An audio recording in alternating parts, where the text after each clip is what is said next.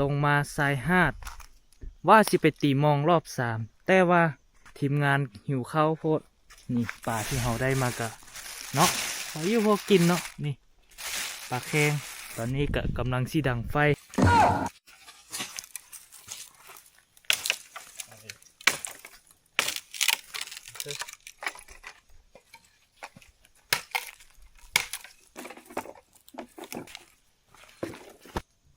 ตอนนี้กำลังสีดังไฟ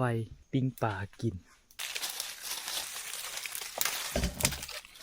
ฟืนก็บ่ได้หายากเพราะว่าปลาอยู่ทางหลังนี่ฟืนหลายบ่ต้องย่านนี่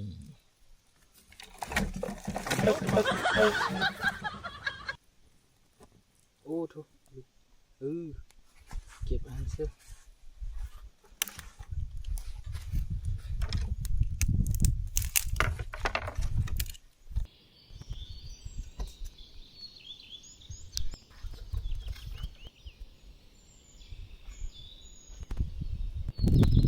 ไปเลยเนาะก่อกองไฟแล้วกะสิมาเบิ่งเบ้าตันเพิ่นกวาดมองเนาะว่าสิได้บ่อันนี้ก็เป็นรอบที่3แล้วที่เฮาได้กวาดที่มองรอบ3นี่ก็บ่ได้เนาะแต่ก็บ่เป็นหยังตอนนี้ไฟก็ลุกแห้งแล้วน่าจะ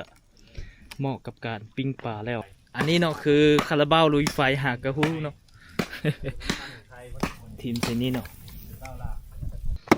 เดือน3 4ปลานี่โอ้ยเยอะแยะ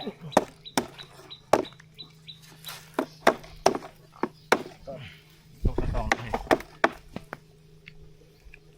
ท่านทุกคนนั่งนี่เนาะก็เป็นเรือเนาะเป็นเรือเล็กตั้งแต่สมัยก่อนมีแต่แถวนี้แหละที่มีเรือเล็กแบบนี้คือจรวดเบิกไกลๆที่เรือมันเล็กไกลหรือว่าอยู่แถวบ้านก็บ่เคยเห็นก็มาเห็นอยู่นี่เนาะหัวเบิ่นเนาะเรืออีหยังอันนี้เรือแหลมจรวดว่ะฮะยกเป็นระ เรื เบิ อ ด เล็กอันนี้เนาะเขาเอิ้นว่าเรือเล็กทุกคนหิวข้าวโพดก็กินคาราบาวไปก่อนคาราบาวลุยไฟมันแต่ปักสันพุ่นล่ะแซ่บปักกระสุนน้องคนละบ้านเนาะมาซื้อเดี๋ยวนี้นี่ก็ปลาที่เราได้อ๋อไข่หลายแท้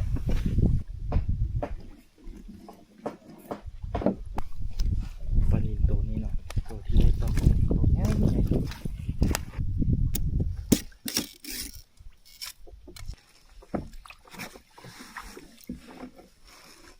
ก็จะเป็นปลานิลเนาะปลานิลที่เราได้ใหญ่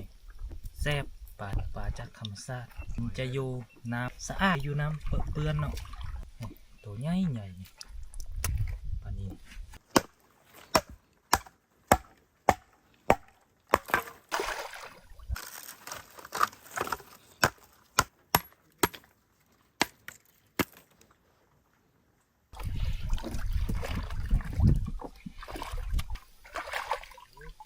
คนต่างประเทศเขาเรียกว่า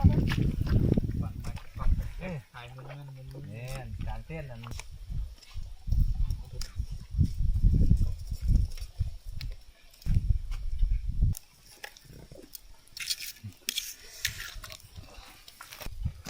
จีบันสีแดงสรยุทธ์จีบันธรรมชาติใส่เกลือเนาะปีกขนาดตัวโอ้บ่เป็นก้อนนะมั้ยกินข้าวพี่น้องฟองฝ่ายเบิดสุคนโอ้ยพักรับเลยเนาะพูดเลยล่างนี่เลยข้าวอยู่ไหนนะเด็กข้าว Hello กิ๊กโอเคผมต้องได้ที่ว้าวเลยมาเด้อกินข้าวเด้อทุกคนปิ้งปลาแซ่บๆปลา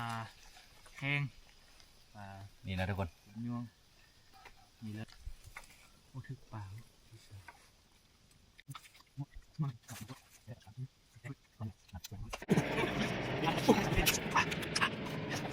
ป็น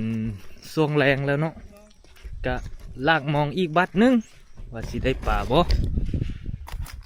ลากยกตีนเราไม่ไปว่าจะทอดเลยทอดรักเลย ยาง ขาโซงกับขาดเบิดพุ่นว่ะ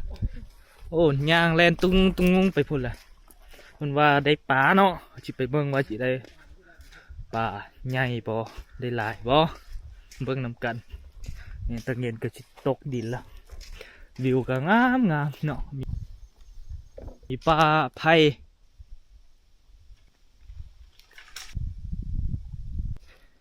น้ำภูเขาวิวสวยงามขี้เหือนี่เนาะธรรมชาติบ้านเฮาเนี่ยหาอยู่หากินโอ้เฮ้ยได้ตัวเนี่ยโอ้โหป่าพี่น่ะนี่เนาะเห็นอยู่เนาะพี่น้องเอ้ยปลาแข้งเนาะลอยต้นๆนี่โอ้นี่เนาะมาแล้วพี่น้องเอ้ย ปลาสูตรนี่ ปลาสูตร บอยปลาเทศ โอ้จับขึ้นมาให้เบิ่งเลยเนาะตัวนี้ใหญ่กินตอดจิบนี่ก็ได้ปลาสองตัวเนาะตอนใกล้ชิเมือนี่ก็พอได้เฮ็ดแจ่วกิน